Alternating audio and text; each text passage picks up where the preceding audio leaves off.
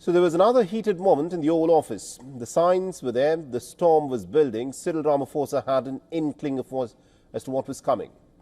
Now, Donald Trump was prepared and he challenged the visiting South African president with claims of white genocide. Now remember, similar scenes had unfolded on the 28th of February when Trump had hosted his Ukrainian counterpart Volodymyr Zelensky. In a fiery public confrontation, Trump and Vice President J.D. Vance asked Zelensky of not being grateful enough for American support that it sustained the Ukrainian war effort. We're trying to solve a problem. Don't tell us what we're going to feel. And we are thankful. I said thanks you haven't in been this alone. cabinet. You haven't been alone. In this cabinet. We gave you, through this stupid president, $350 billion.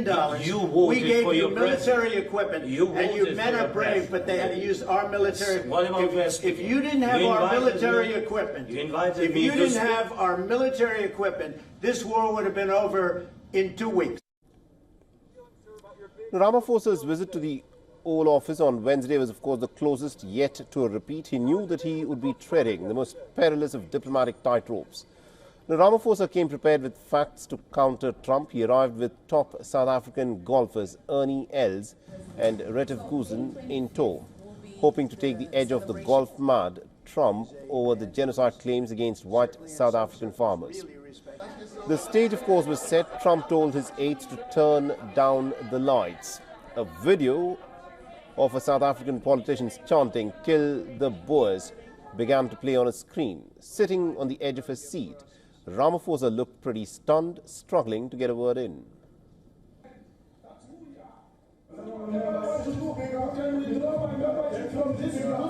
Turn the lights down.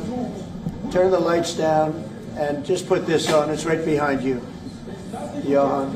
There's nothing this parliament can do, with or without you. People are going to occupy land. We require no permission from you, from the president, from... Look at this. White South African couple say that they were... But Trump had more than just a video. He also took out a sheaf of papers that he said were printouts of reports about attacks on white farmers. And he asks about... What would you like President Ramaphosa to do about the situation that we've just seen on the screen? I don't know. Look, these are articles over the last few days. Death of people. Death. Death. Death. Horrible death. Death. I don't know.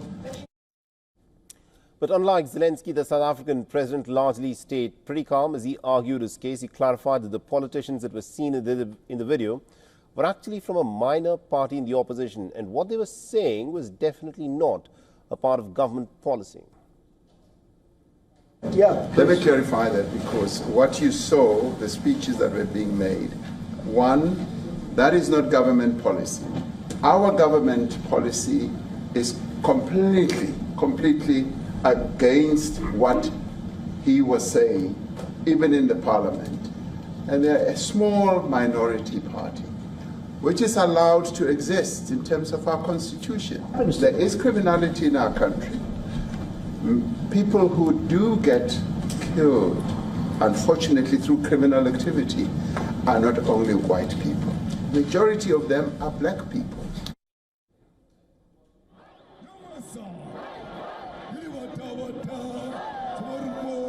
South Africa's opposition party, the Economic Freedom Fighters, on the other hand, has said that the liberation chant is not tied down to attacks on farmers.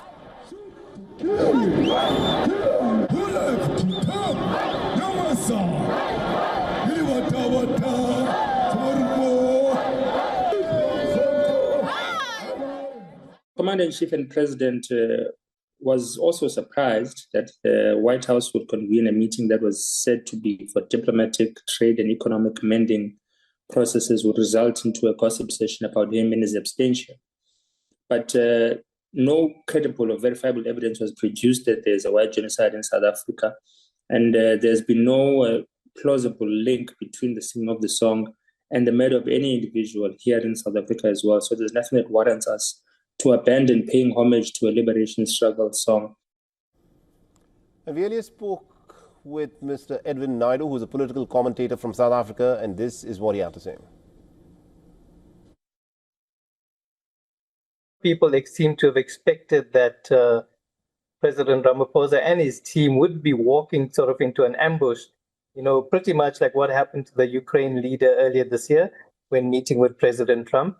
And I think, there's disbelief in what had happened because, you've got President Trump maintaining that there's genocide in South Africa. You had President Ramaphosa trying to, dismiss that but I think, him and the delegation weren't really forceful in explaining what is the situation in South Africa. And I think they went there without proper planning.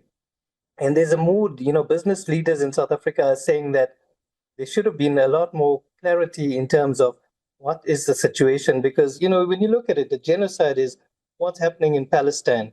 Thousands of people have been killed. And in South Africa, when you're talking about the Afrikaner community, it's not on that level. And what's happening in South Africa is a consequence of crime. We've got poverty, we've got unemployment, which are huge problems, and the economy is struggling. For all the latest news, download the WION app and subscribe to our YouTube channel.